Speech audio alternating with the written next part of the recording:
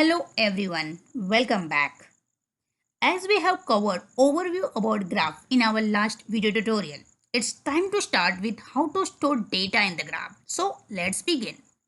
For storing data in the graph, the first way is the adjacency matrix. So here we will store our data in form of matrix. By using matrix, we can represent connection between the nodes. So here we have three nodes A, B and C. So firstly we will create a matrix of 3 by 3. The first column we will give A, B and C, then A, B and C, both horizontal and vertical way.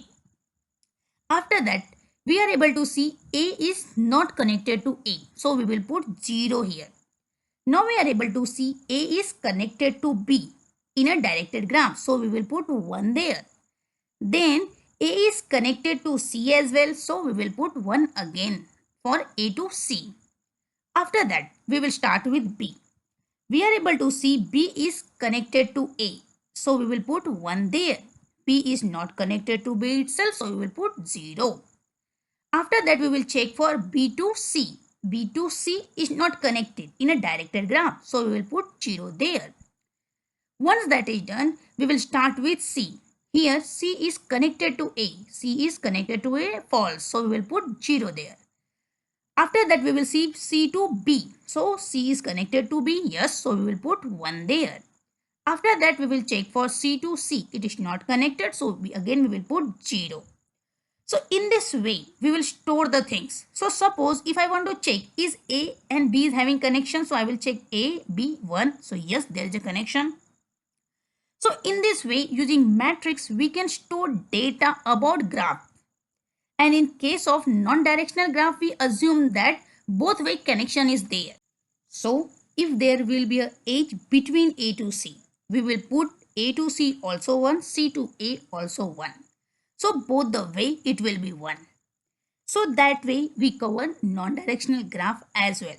Once we know about adjacency matrix, it's time to start with our second way to store data in a graph. So let's go. Here we have adjacency list. By using hash table, data is stored here. So here we have 3 vertices A, B and C, which can also be called as node.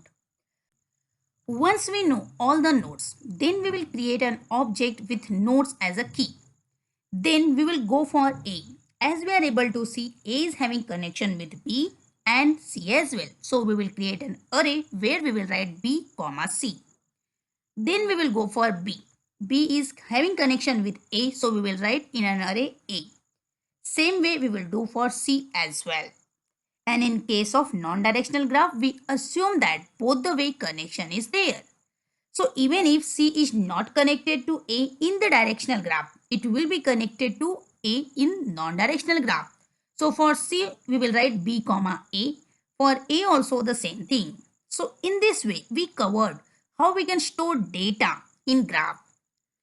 So with this, we will sum up this video tutorial. But yes, we will surely meet in our next video tutorial where we will compare adjacency matrix with adjacency list.